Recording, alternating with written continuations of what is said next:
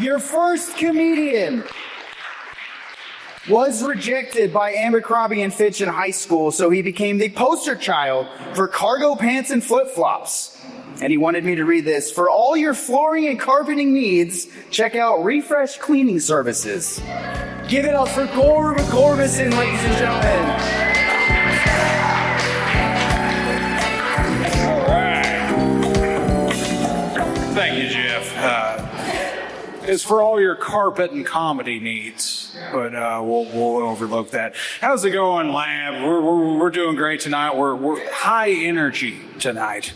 You know, I've been trying to spread the word about this event. You know, I went around town spreading flyers everywhere. I went to the park.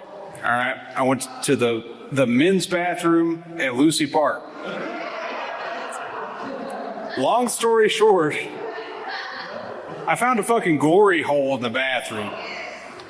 And I was hanging flyers, so the only thing I could think to do is just hang one at the level where the guy that's getting his dick sucked is just like, oh, fuck, oh, there's a comedy show. Looks interesting, oh. And then I hung one down low where the guy that's sucking dick is just like, oh, it's a comedy show. What, you want to go?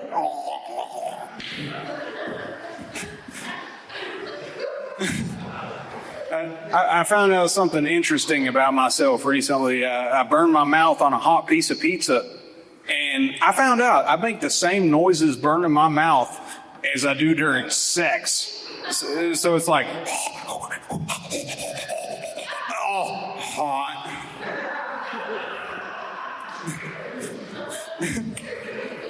You know, there's a lot of pizza-related jokes tonight. You know, like I found out as a fat person, you know, like you get a pizza, they cut it, and there's always the one tiny slice. That's called the pocket slice. That's supposed to be pocketed and stored for later usage. And it makes me sick. You know, people go right for the pocket slice and deny me my mobile Italian portable snacks. It's disgusting. You know, a lot of pizza-related humor tonight, mainly because I'm used to doing stand-up in the Little Caesars parking lot for pepperoni scraps. You know.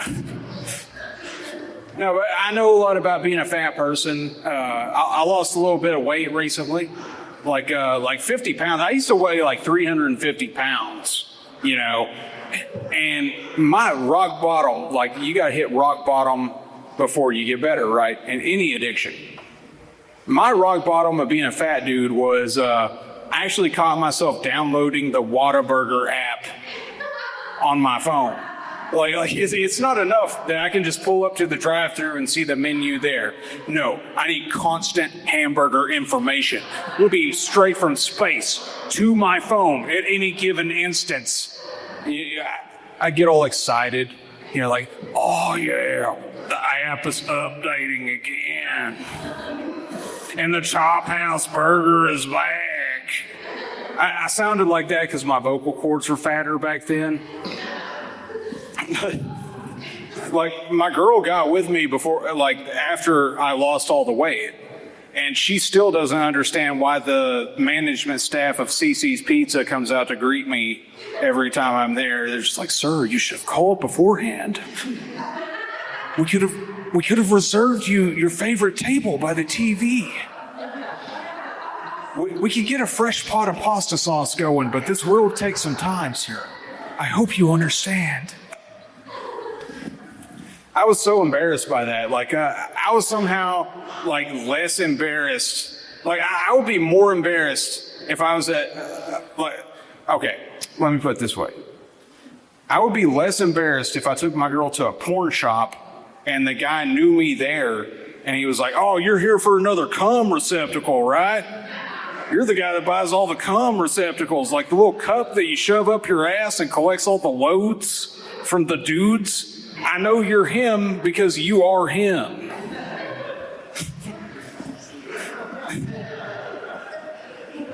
Anyways, on a lighter note, more positive note, I find myself with health insurance for the first time in my life, really. I mean, since I was a kid. But it's never been a problem, you know? I've gotten free health care for years simply by not paying the bills, you know. A lot of people don't know. Medical bills are more like medical suggestions. You know, like, would you like to pay the $9,000 you owe us? How about no? You know, the worst thing they can do is lower your credit score. Mine is a 9. Okay, it's just like this guy was calling me up the other day, like, sir, if you don't pay down some of these medical bills, it could affect your credit scores. Like, you can't kill what's already dead, Stephen. You are talking to a credit score zombie right now. I was getting a 2-for-1 on my girl's health insurance. That's when she just tells her doctor whatever's wrong with you, you know, and it got a little bit weird. I found out I had low T, and I'm like, baby, listen, you got to tell your doctor you want to transition. I need some testosterone right now. You want to get the dick going good again? I don't know what the fuck we were going to do when it came time for her 40-year colonoscopy. You know, because women don't have colons.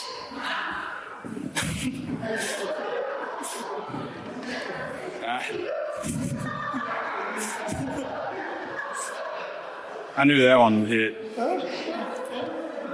I got one of those clapper lights for my room, you know, like clap on, clap off. You get it. Well, I didn't know this, but the clapper light responds to all claps, even cheap claps. So I'm just going at it. You know, the lights are going on and off, like a strobe light at a rave.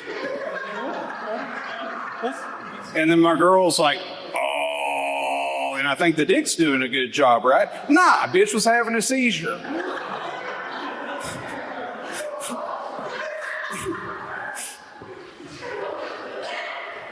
My girl wanted to do role play, and I got a problem because I'm really bad at role play. I'm a horrible actor, and she wanted to do like a sheriff kind of like criminal thing. I'm like, well, little missy.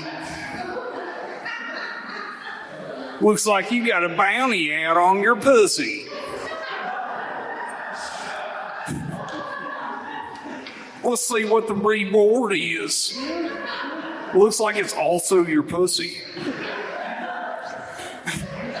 And she said I was banned from like coming up with the scenarios for the role play, because she said it was like way like long drawn out scenarios, like intertwining storylines. I'm like, listen, baby, I'm a Nazi. You're a Jewish girl that helped escape from the concentration camp because our love has turned me away from Hitlerism. And now all the other Germans are after us and the Russians are coming. They really want to kill us. And the only thing that's keeping us alive is sex. Hot sex. My girl's, she's into the whole daddy thing, which I love. You know, but I found out the other day, the daddy thing does not work both ways. You know, like we're going at it, she's like, oh, daddy. I'm like, oh, daughter. She just stopped. She said, you gotta cut that shit out right the fuck now. But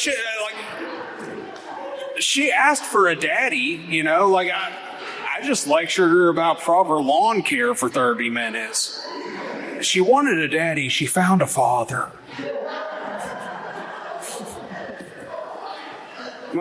My girl's fantastic though, you know, like the only problem is she hates my dog.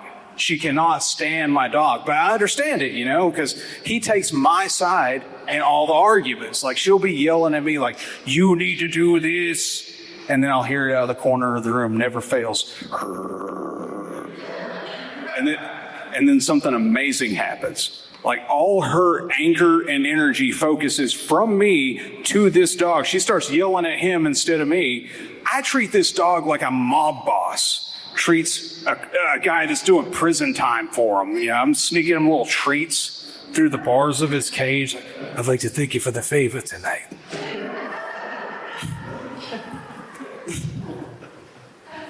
Now, my girl, she was telling me about this thing called a she shed, basically, you know, and I was like, are you telling me that I could just build a box and put it in the backyard and you'll just go in there and leave me the fuck alone? Like, baby, I wanted this to be a surprise, but I built it while you were telling me about it. It's right over there. Go. My girl's great, though. You know, I give her a lot of shit. You know, like her car has a backup camera, and she was using it the other day. She said, "I love this backup camera so much. I wish the car had a front camera." I said, "Well, baby, the front camera is supposed to be your eyes. But even if the car did have a front camera, I could completely see her driving like this, looking at that little screen instead out the windshield. And then we both crash into a tree and die because I found out a way to put Mario Kart on the motherfucker.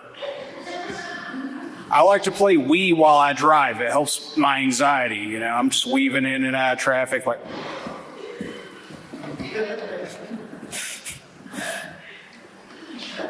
I lost my job recently. It was probably the worst instance of me losing my job because I like to vape at work. Who here likes to do that? It's like one of the best things at work. You know, you get to hit your vape, you sneak off into a corner. We had an elevator. From the bottom floor to the top floor, I could hit my vape twice, and there was still enough time for the smoke to clear. I timed it out. Well, I seriously misjudged my ability to do that because I blew out a huge cloud of smoke, and then the elevator just stops all of a sudden. The door's open, and it's my boss. And the only excuse I could think of at the time was the dumbest excuse I could think of at the time, which was, "Oh my God, are you seeing this? It's a ghost. I'm out of here, man." And like, I pushed him out of the way, and I really wanted this guy to think that I saw a ghost, so I just ran out of the building, went home, and never came back. Speaking of ghosts, though, we recently found out my house is haunted. We know 3 things. 1, it's a ghost. 2, it's a man ghost. And 3, it is gay as fuck. It all started very subtly. We'd come home and all the TVs would be switched to the Oxygen network. Copies of GQ magazine would materialize out of seemingly nothingness. It all culminated when my roommate James was assaulted by the spirit. It blew him. And I'm upset about this, but for all the wrong reasons. Like, I'm at the house all the time. I'm classically handsome. Why James? We attempted to contact the spirit through a seance, or as a gayance in this instance, which is like a regular seance, but with dessert wine and Madonna playing in the background. All he had to say was, "Boo."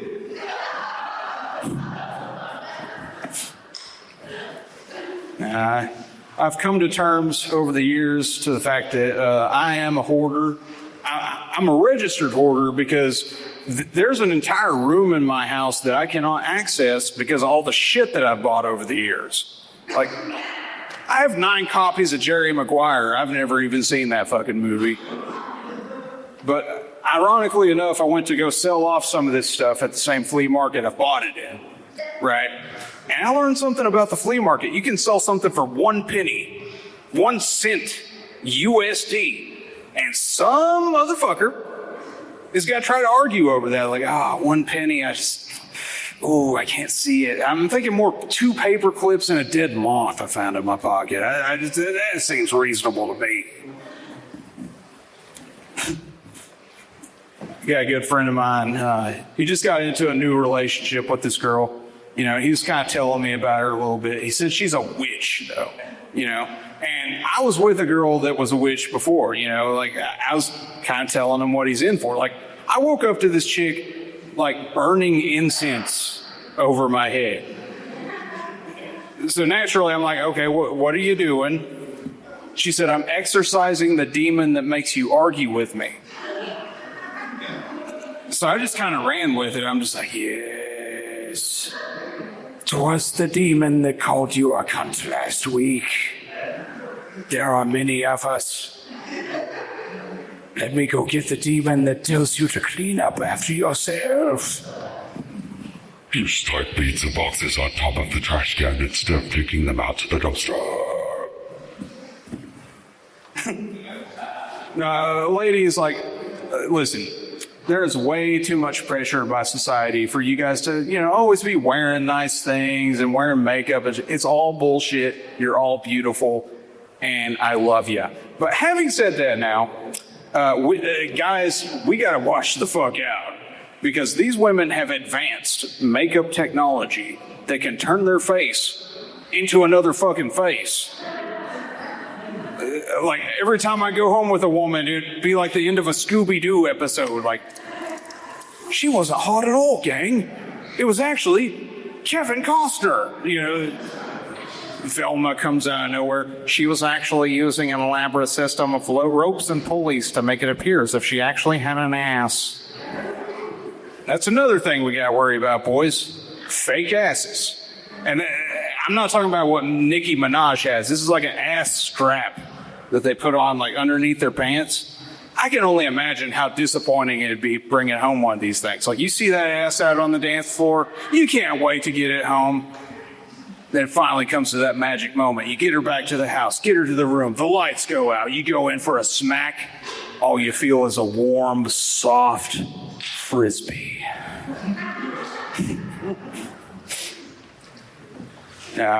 On another note, though, I heard apparently condom technology has just advanced by leaps and bounds over the years. I was reading about this condom that just came out.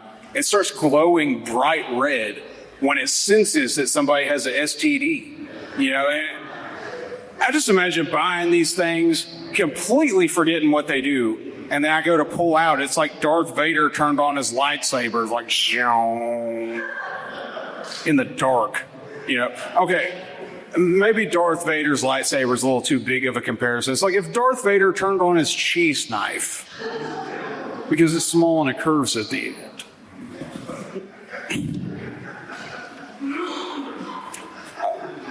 I like reading about like strange laws throughout the country. Like there are several states in the United States where it is completely legal to be nude in public. The only caveat is if you're a man, your dick cannot be hard. You can't have a hard dick in public or they can arrest you. And I'm just wondering how they police this shit. Like, I just imagine two cops rolling up on some guy. It's 4 a.m. They're shotting lights at him. Like, I want you to turn around real slow. Let me see that dick. Kind of looks a little chubby to me. Very suspect. Tell you what, I'm gonna do a lap around the block.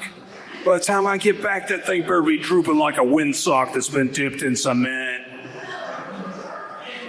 Nobody gets a hard dick on my streets. On my beat.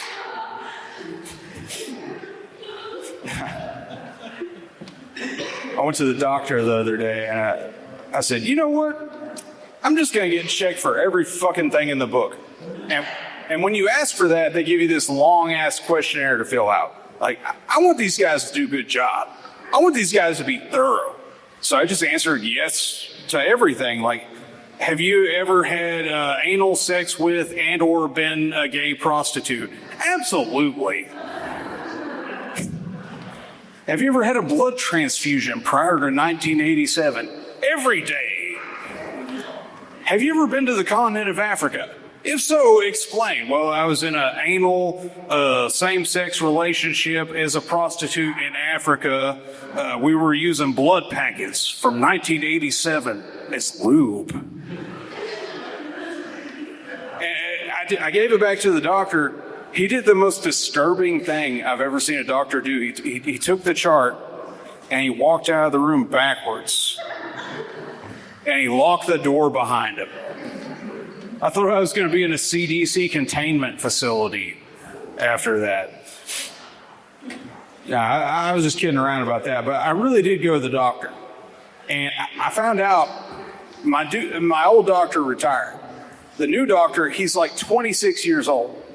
But I get it, right? Like, nobody trusts a young doctor. I said, I'm going to give this kid a chance. I gave this kid a chance, and this motherfucker sent me my lab results on Snapchat. And it was all written in emojis, too, like plus sign, sad face, gravestone. What the fuck does that mean?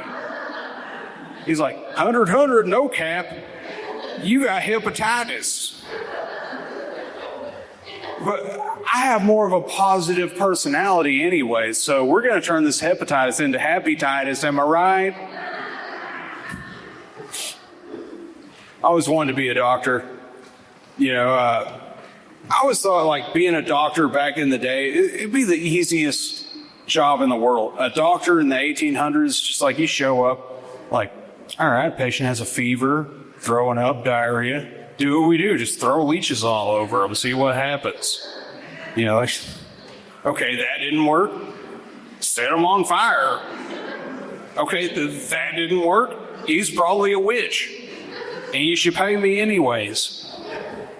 Payment. No, guys, it's been a real honor coming out here doing stand-up tonight. Been doing stand-up comedy for 10 years now. And it's kind of like, it's finally coming to fruition a little bit. It's kind of bringing a little bit of teardrop to my eye even talking about this. But for the first time in my life, the money I make from stand-up can fully, completely pay for all of my vapes. I know. It's beautiful. I'm just hoping that here in another 10, 15 years, possibly 20, I can afford to go back to cigarettes. Thank you, Lab. Good night.